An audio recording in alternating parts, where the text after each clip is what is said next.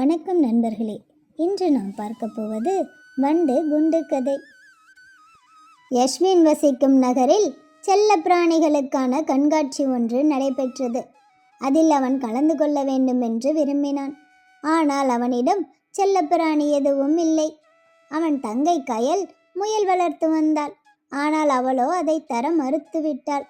அதனால் யஸ்வின் தனக்கென்று சொந்தமாக செல்ல பிராணி வேண்டும் என்று நினைத்தான். அதனால் யஸ்வின் அதிகாலையிலேயே எழுந்து வெளியே புறப்பட்டான்.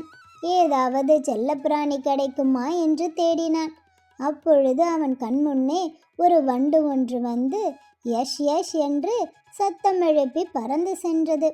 வண்டு அவன் பெயரை சொல்வதால் அவனுக்கு ஆச்சரியமாக இருந்தது. உடனே அதையே செல்லப்பிராணியாக வளர்க்க நினைத்தான். பின்பு அதை பின்னால் ஓடி ஒரு பாட்டிலை நீட்டினான். அந்த வண்டு தானாக பாட்டிலுக்குள் வந்து நுழைந்து கொண்டது. யஸ்வின் வண்டு பாட்டிலுடன் வீட்டிற்கு வந்தான். அப்பாவிடம் வண்டை காட்டி, அப்பா, இதைத்தான் நான் செல்லப்பிராணியாக வளர்க்கப் போகிறேன் என்றான். அப்பா சிரித்து கொண்டே சொன்னார், பூச்சியெல்லாம் செல்லப்பிராணி இல்லை என்றார். உடனே அவன், அப்பா, இது யஷ் என்று என் பெயரை சொல்கிறது. இதற்கு நான் ஒரு பெயர் கூட வைத்து விட்டேன். இதன் பெயர் வண்டு குண்டு என்றான். உடனே அனைவரும் சிரித்து கொண்டு இதை செல்லப்பிராணியாக ஏற்றுக்கொண்டனர். யஸ்வின் வண்டுக்கு உணவு கொடுக்க பாட்டிலை திறந்தான். வண்டு யஷ் என்று மேலே பறந்து வந்தது. காற்றில் கோலம் போடுவது போல் சுற்றி பிறகு பாட்டிலுக்குள் வந்து உணவை சாப்பிட்டது. கண்காட்சிக்கான போட்டி நாளும் வந்தது. கண்காட்சியினரிடம், வண்டுதான் என் செல்லப்பிராணி, நான் போட்டியில் கலந்து கொள்கிறேன் என்றான். வண்டு செல்லப்பிராணி என்பதை கண்காட்சியினர் ஏற்கவில்லை. யஸ்வின் மனம் தளரவில்லை. வண்டு அவன் பெயரை சொல்வதாக கூறினான். வண்டும் யஷ் என்றது.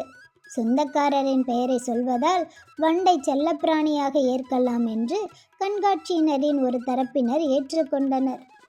அப்போது வண்டு பாட்டில் திறந்திருந்ததால் வெளியே வந்து வட்டம் அடித்து பறந்தது.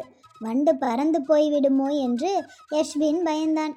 ஆனால் அது பாட்டிலுக்குள் திரும்பிவிட்டது.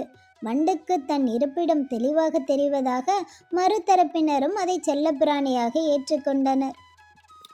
பிறகென்ன, வண்டு வளர்ப்பவரின் பெயரை சொல்வதாலும் அதற்கு இருப்பிடம் தெரிவதாலும் அதை செல்லப்பிராணியாக ஏற்கிறோம், முதல் பரிசும் தருகிறோம் என்று கண்காட்சியினர் அறிவித்தனர்.